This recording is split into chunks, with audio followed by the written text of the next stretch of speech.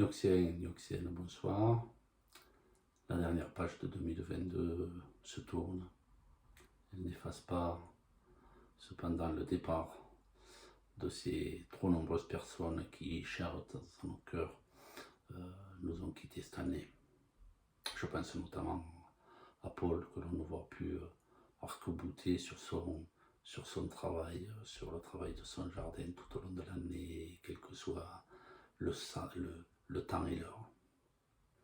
C'est une très chaude journée qui vient clore une année 2022 exceptionnellement chaude, et elle confirme le bouleversement climatique en cours. Notre superbe planète bleue nous oblige donc à l'action. Après l'extinction des feux, de l'éclairage public, je recommence. Top. Nioxienne, bonsoir. Nioxienne, bonsoir.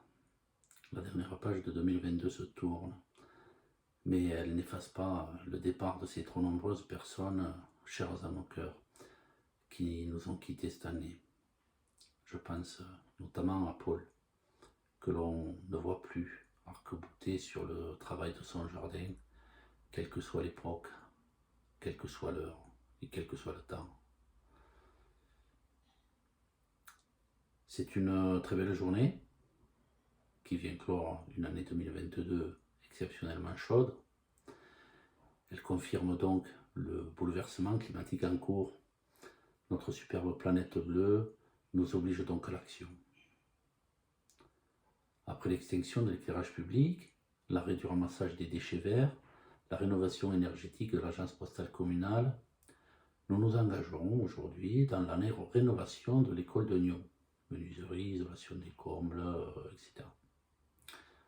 Pour finir sur le chapitre des travaux, et c'est une très bonne nouvelle, le comité technique des traversées d'agglomération, issu du département, nous a envoyé un avis favorable pour notre projet de sécurisation du RD8.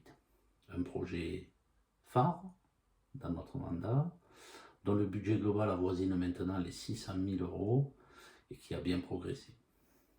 Nous attendons les subventions pour démarrer le chantier, je l'espère, en 2023. Je remercie les employés communaux qui œuvrent au quotidien au service de la population. Valérie, qui vous répond les mardis et jeudis, voire plus. Charline, dont le contrat s'arrête à la poste. Isabelle, qui remplace Andrea à l'école. Et Gérard, qui relaie l'action de Hervé, relaie lui-même de Michel avec le passage de Olivier et Paolo. Je remercie aussi les associations du village qui maintiennent le lien social et qui vous sont ouvertes.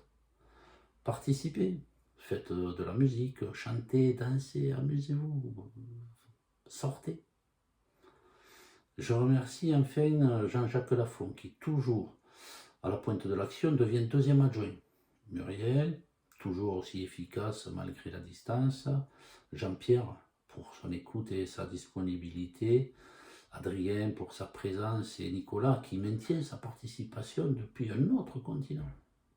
Je félicite Marie-Mayalène, qui nous a rejoints après son élection au premier tour et qui participe déjà fortement à l'action du conseil municipal à travers les dossiers DRAC, SDE, association, village fleuri, j'en passe sûrement, la participation au bulletin municipal très importante.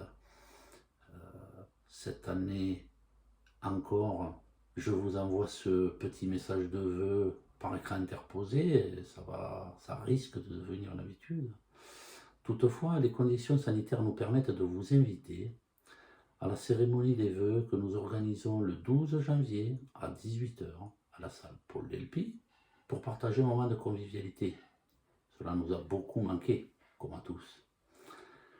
L'équipe municipale, employés, élus, vous souhaite une très bonne et très heureuse année 2023. Santé et bonheur et réussite dans toutes vos entreprises. Bonsoir.